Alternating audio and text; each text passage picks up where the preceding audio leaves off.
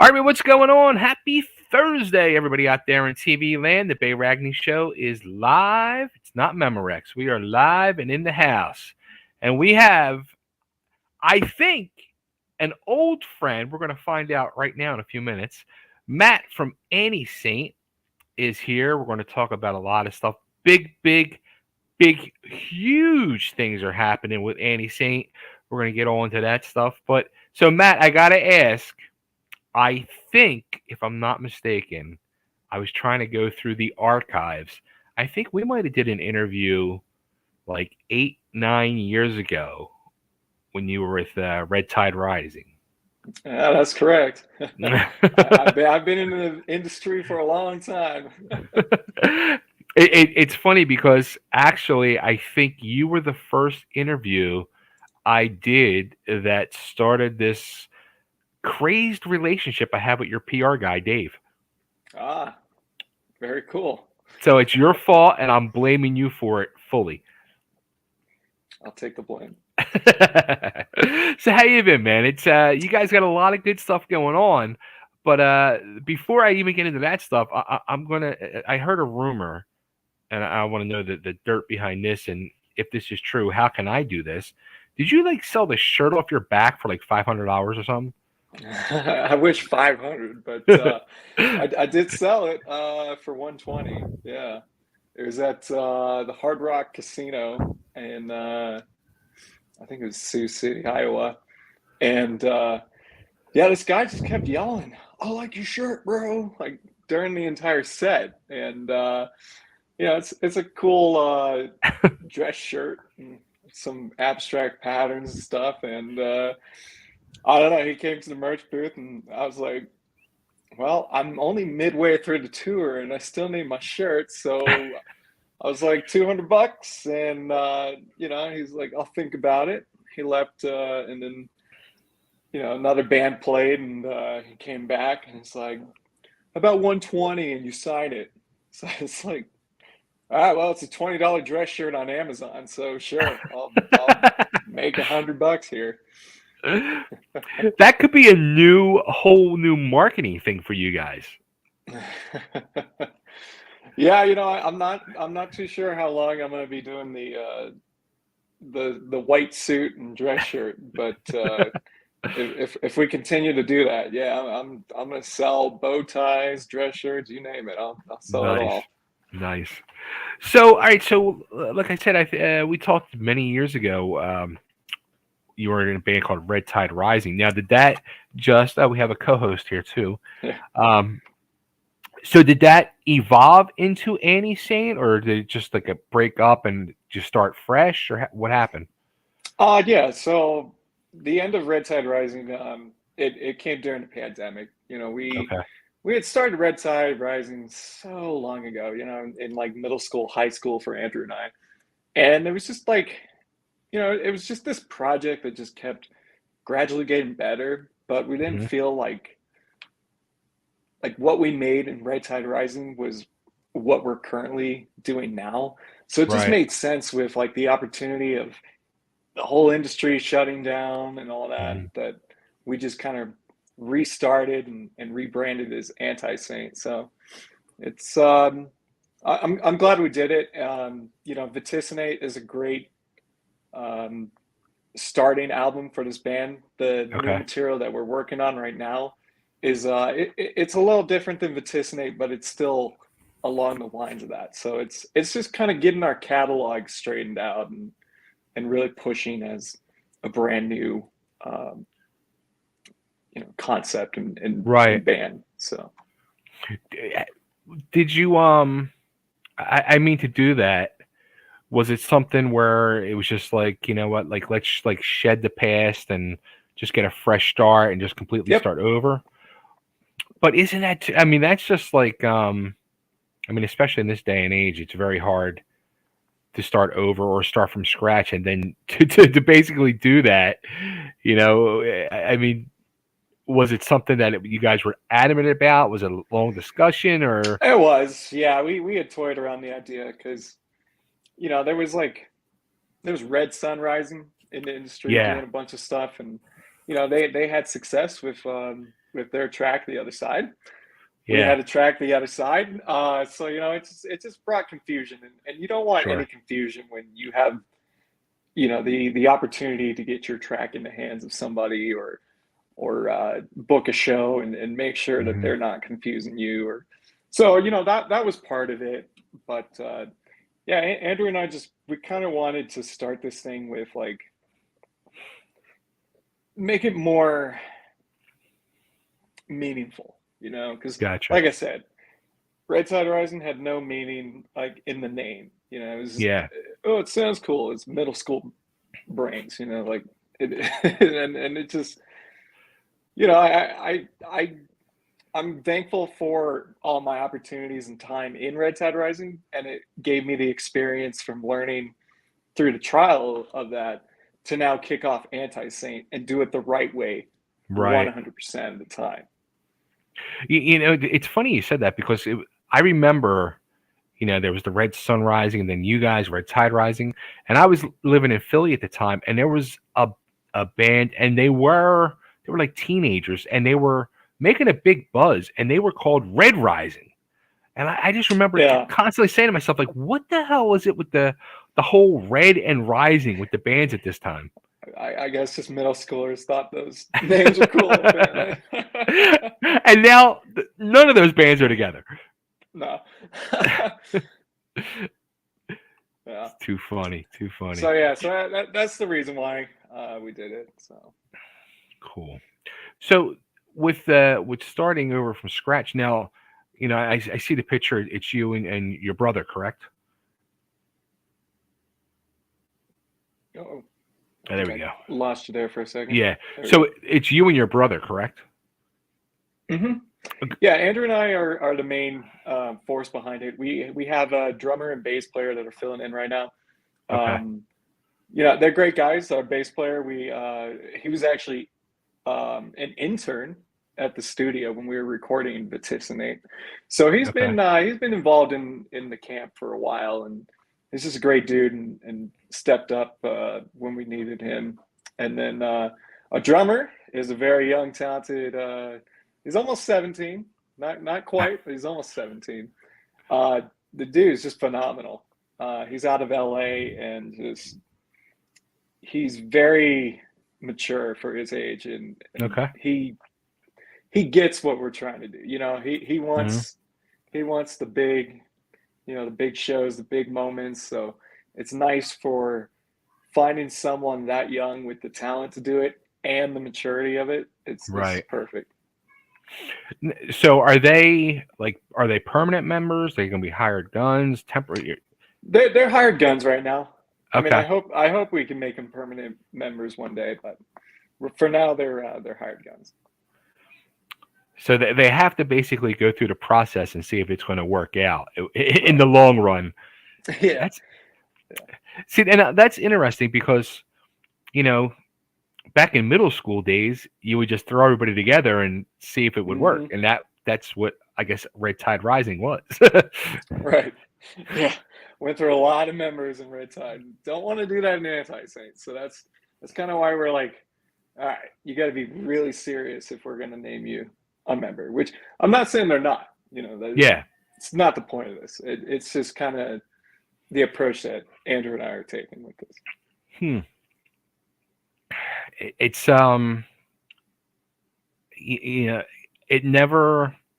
I never stopped learning. After I learned this, now I never stop learning this on a daily basis. That and looking at it from that aspect, it truly is the music business because you're looking at it from the business aspect. Hmm. Yeah, it's interesting. So now, for some reason I'm going to say, were you guys based out of Arizona at that time? No, we were out of Colorado, Denver, Colorado. Colorado, okay. Um, but you guys moved to Wyoming. Yeah, during the pandemic, we moved up to Cheyenne. Not Why, my why? choice. Okay, why Wyoming? Yeah, I mean, Uh, it's a little more isolated out here, yeah. and definitely the cost of living is way cheaper than Denver out here. I mean, it was kind of cool. Like, we wanted to kind of set up like a studio rehearsal space because Okay. you can. But during the time when we made the move, the cost of lumber was like insane. So like it Hmm. was going to cost like the same to build a house pretty much. So that just never came through. But I'll be honest, man. Like I did not expect the reception that the town of Cheyenne has given this band. We when we returned to live music, it was last August. We Okay. opened up for Puddle of Mud at a venue, old Mhm. like 100-year-old building, very cool. It's got all the Art Deco design, and they kept it like pristine condition. Okay. So we played that show, and there was like I think just shy of 900 people. We were direct support to Puddle Mud, and that was one of the easiest shows I've ever played because the second we started, that crowd was just so hyped and the energy all Wow. night. And we had a line for our merch booth throughout Puddle of Mud's set. Like they had finished their set, and there were still people in line to buy our merch and meet us. Like it was insane. The radio station got behind us after that because they were there in person, and it's just led one thing to another. So Now that's crazy because I'm sure you guys never would have expected moving to Cheyenne would blow you guys up. no, I did not. Yeah. That's freaking crazy. I mean, is there much of a scene there? Mm-mm. And I think that's part of why we were embraced so well was just, not a whole lot of acts come out that way. So when they do, the people show up and they appreciate it a whole lot more than, big cities like Denver. Right. So it's almost like you guys might have found like a secret, and now bands are going to start Possibly. moving to desolated places like you Move to guys, small town America. right? Yeah. That's crazy. I never would have expected that. Yeah, it was a nice surprise. Wow. So all right, so now you guys put an album out. It was I guess it was right after the pandemic, but it was like from one the way I was trying to understand, it was like you guys did you release three EPs or you guys ended up just packaging it all together? Right. So the original intention was to do three separate EPs. We had Okay. started recording Vaticine in 2019. Okay. And what we wanted to do with it was we wanted to separate it into three parts Hmm. and tour each part separately for like, Oh, 3, 4 months each. So right. in a year, we would have released the entire project and we would have hit the markets with three different shows. Because each chapter kind of has a different sound to it. The first chapter, To Fear, is more on the lines of rock. Uh, and then the middle chapter, To Digest, is on the lines of metal. And Okay. then chapter 3 is more mainstream. That's To Create. So we wanted to have a different sound every single show, um, coming back to the markets. That was the idea. But of course, Hmm. pandemic happened, touring stopped, and we were just sitting on that album for so long that we decided to release it as one collective thing, still Wow. paying homage to the original idea with the names and the artwork and stuff. So did you guys have it all written beforehand and just we're going to spread it out or Yep. wow. Okay. Okay. Huh. Interesting. So putting it all out at once um is probably cheaper in the long run. I mean, possibly. Like we did a deluxe edition where Okay. we split it into um, three CDs. So Nice. it's Okay. it's got the original idea. It's See had that's some budget on it, but yeah, when you see that thing at our merch table, it piques your interest. Like I have no problem selling these because people think it's so cool, and they appreciate the artwork and all the work that went into it. That's cool. So, all right. So, like, how? I mean, you guys did. I guess it was late last year. You guys were on tour with Drowning Pool. Um, what are you guys doing like right now? I know there's the big show we're going to talk about in a second, but like beginning of this year, what's it been? Just promoting the album? Has it been any shows or? Yeah, we've been writing. We've been figuring out the year. It's going to be Okay. busy on the back half of the year, summer, fall, winter. Hmm. Um, but yeah, we've been focusing on, you know, Vaticinate. It's new in terms of Hmm. release, but it's not Yeah. new to Andrew and I. So we have been heavily writing. We're going back into the studio next month, and we're going to release a single in the summer. So Okay. that's what we've been working on. Nice. So then the big thing is a few weeks back I heard I heard because your PR guy Dave called me all excited when he found out you guys got this huge gig as part of the Download Festival. Yep, we are playing the Saturday on. It's the second night of Metallica. Disturb is a headliner on that. Clutch is playing. Coheed and Cambria is playing. Ice Nine Kills is playing. 3 Days Grace. I mean, the whole festival is just stacked, and it officially sold out yesterday. So Wow. Holy cow. So how'd that all come to be? What was the reaction once yeah. yeah, so that came. You mentioned the Drowning Pool tour that we did. We did that in November of last year, and there were industry people out to observe the tour, Okay. and one of them was impressed with us, and they submitted on our behalf to the folks at Download, and we got Ooh. an offer back. And I found out the last day of that tour, and it was a surreal moment. And then that was end of November. We officially were able to release the news with the announcements from Download. A couple weeks ago, maybe about a month ago. When I saw my name on the ad mat with Metallica, that was when it hit pretty Yeah. hard. Like, don't know how many other times that's going to happen.